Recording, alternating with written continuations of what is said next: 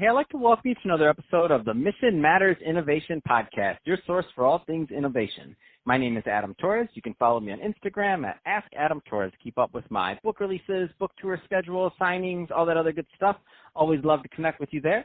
And as always, if you'd like to apply to become a co-author of one of my upcoming books, just head on over to the website, missionmatters.com, and click on Become an Author to apply. All right, so today I have Kristin Rulon on the line, and she's founder and CEO over at MindStar. Kristin, welcome to the show. Thank you for having me. I really appreciate it. So, Kristin, I'm excited to get into today's topic. So we're going to talk a little bit about self-care for the entrepreneur and what that means. But before we do that, let's get a little bit further into what you're doing over at MindStar. Tell us a little bit more about the company, please. Sure. So we have officially been in business for a little over 18 months. And we're happy to report that the Android version of the app is out. And so I'll talk a little more about that and what all that entails. But so quick backstory, about 4.5 years ago, and the reason why is because basically I had to go through some major trauma in order to become who I am today. And I know that sucks, but unfortunately that's how it happens sometimes with life. Sometimes if we choose to take our trauma and make something beautiful out of it, or, you know, the whole lemon's lemonade analogy people like to use. So about 4.5 years ago, I was diagnosed with severe postpartum depression and anxiety from the birth control shot. This is my third child. I had never experienced this before. Maybe a little bit of the baby blues, which is just a normal hormonal thing. You know, you're adjusting after having a child. And I went in for a regular checkup, and they said, okay, do the birth control shot. I'm like, okay, we're going to be covered. We're good. Don't want any more kids. They said 2% chance. And I thought, okay, what are my odds? 2% chance I'll get severe PPD? Yeah, no, I'm very lucky. I'm very special. I was one of that 2%.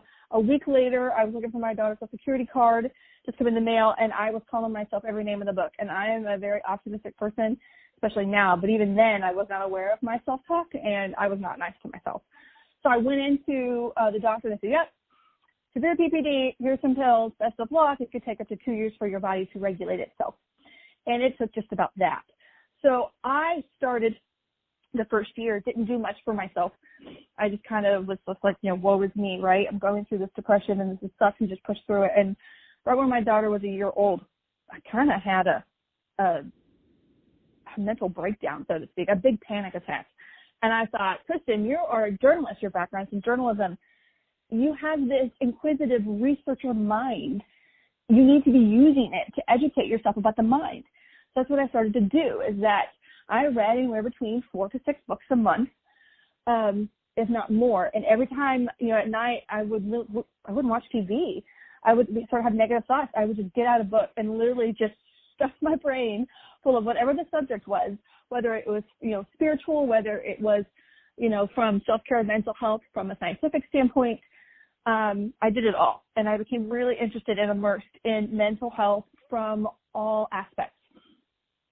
So taking this knowledge, not planning on doing an app, we'll go a couple years later, and then almost 2 years ago, I'm doing all this personal work. I feel better. Then I had PTSD and a general anxiety disorder. Now I'm just like everyone else. I have bouts of sadness and anxiety, and especially now what we're all going through, just like everyone else. And so my oldest handed me a worksheet almost 2 years ago with a star on it. I was cooking dinner, and I said out loud, where is my star for being an adult? Like, where is it? We reward kids for their good behavior, but there's not exactly a rule book as far as what we're supposed to go through when it comes to our emotions and how we're supposed to deal with things and what life throws at us. So I get a beauty subscription in the mail, and I saw that pink packaging, and it just like a lightning bolt clicked. Like, couldn't businesses do more to reward people for their self-care? Which what is MindStar? MindStar is a self-care rewards app that rewards users for their self-care with free or discounted products, services, or experiences, while connecting them with healthcare professionals through the healthcare marketplace. It's free for users, and that's what that healthcare marketplace is, that healthcare professionals pay a fee for basically a listing of their services. But what sets that listing apart is that they can list what forms of payment insurances they accept. So the user is able to use that platform to really get the nitty-gritty, the really important stuff that we need to make a decision, so they can find the perfect match so to speak, for that physician, whether that's therapy, chiropractic, dentist, or whatever, general practice, whatever it may be. So I had this idea, and then I tell people, if you want to work on your limiting beliefs, start a business because every single one about you is going to come up. And sure enough, I thought, I'm just a journalist. And my professors, I'm sure, are laughing at me now because they wanted me to go into TV journalism. They said, you've got it. I said, no, I was in print. And for the longest time, I was print. And now I'm all like, put me on TV. Let me talk to people on podcasts. Let me get my voice out there. So I'm sure they're really enjoying this right now. So anyways, go ahead. So Kristin, so that being said, what are the right type of people that can benefit from your app? Oh my goodness. So my app is inclusive. So what I mean by that is that we take gender completely out of the equation. We have 16 curated suggestions for mental health professionals. I have a mental health advisory board that have the fancy degrees that I don't have and don't have the time to have, though I wish I did. So our target right now is going to be people between their 20s and 40s, just because they're more likely to download an app. That doesn't mean someone over 50 won't download an app and do an app that tracks your self-care and tracks it over time. But as we've launched, we are kind of really focusing on those that are in their 20s and 30s, but we've seen an also interest, which makes sense, of Gen Zs, which makes sense as far as there is more talk of mental health. I'm not bragging by any means. I'm just astounded. My TikTok is blowing up. I joined TikTok to share self-care tips and talk about the app and my self-care newsletter that I put out every week. And I gained over 1,000 followers in like a day and a half. I can't get that anywhere else. I'm just hitting 5,000 now, a little over a month in. Like I can't. It's phenomenal. But the point is, people need this. There is interest of a way to reward people for their self-care, and hopefully they can build some empathy and some compassion, because my company, though we have this app, and that's the main thing we focus on, I do go out and do public speaking about what I call the 5 pillars of self-care and the misconceptions of self-care that we all kind of have or we've heard about, which is that it's for women, that it's selfish, that we have to earn it somehow, that it's expensive and it takes too much time. So it's just, supposed to be for the rich people who can take a spa day. And really, it's those small, consistent acts that we do for ourselves each day to remind ourselves that we matter. So Kristin, anybody. So Kristin, can you give us, because you do a lot of writing, so on your newsletter and other places, can you give us a self-care or tip or two for the entrepreneurs and the business owners that are listening to this right now? Absolutely. So I would say the first one is to remember that you are not defined by your productivity. As an entrepreneur myself, especially in the current situation that we're in right now, there is this kind of shame that kind of comes over if I don't get everything done on my to-do list. So what I like to do is called a priority list, is I will list everything, kind of also this other critique of brain dumping, but I list everything that I have to get done, and then I literally just put 1s and 2s and 3s. So everything that's a 1 is a top priority I need to get done that day. And so kind of get it on paper or on the computer and just say, okay, take a step back and look at it and, okay, what do I have to get done today? What's something that I have to get done, whether that's accounting or whatever, and then what's one thing that's going to take my business forward?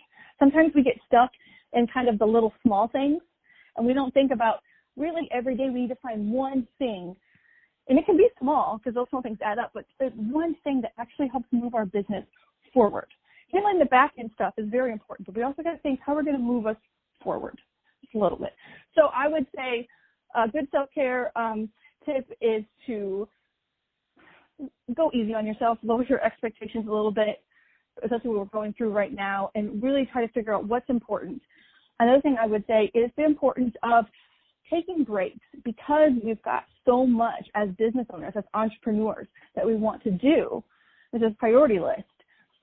We need to really kind of decide what works best for us as far as our schedule goes. So for instance, if I want to be creative, I know, and I want to write, I know that I can't do 12 podcasts back-to-back-to-back interviews in a day and then expect that I'm going to be able to write that night. Like, that's just not possible because I've given all my energy to those podcasts. So a great tip, I would say, when you do have to do some transitions is through the regular day stuff. So let's say you hate doing your emails. Do the emails, and then before you may move on to this project or these phone calls, to take what I call as a mindful minute. Basically, all that is just sitting there in quiet space, just doing some deep breathing, whatever that feels like good for you, 4 seconds in, 4 seconds out, whatever that may be. And also kind of throwing in some affirmations of just acknowledging, like, okay, I got that done. I got those 10 emails that I was dreading to send. I sent them.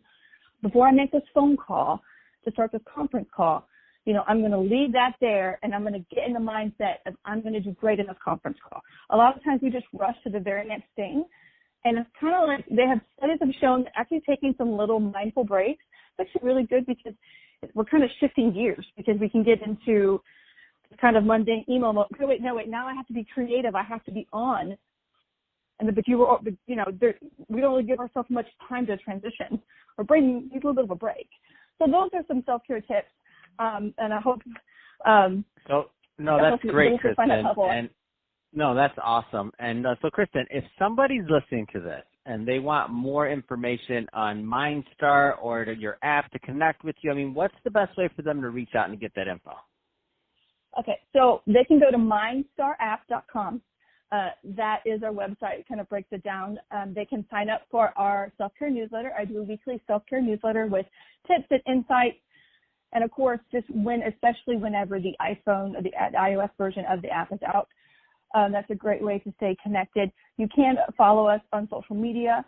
We are at MindStar App on Facebook and Instagram. If you are on TikTok, you can follow me at Self-Care CEO. I'm still really surprised I got that username, but I did.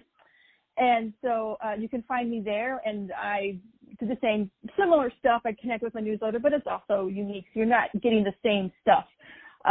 What's in the newsletter is a little more in depth than what's on TikTok or any other social media platform. So I try to break it up so it's not the same thing on all the platforms. So those are great ways. So MindStar App, Facebook and Instagram, Self-Care CEO for TikTok, and mindstarapp.com is our website. Fantastic. Well, hey, Kristin, been great having you on the show today. Love the tips you provided our entrepreneurs out there on self-care, and also congrats on all the great work that you're doing over at MindStar. And to the audience, as always, thank you for tuning in. Hope you got a lot of value out of this. If you did, don't forget to subscribe to the podcast, leave me a review in the Apple iTunes Store. If you're watching this on our YouTube channel, Mission Matters Innovation, definitely give us a subscribe there, but also leave us some comments in the video. Love to hear what kind of things you got going on in your life. And Kristin, thanks again for coming on the show.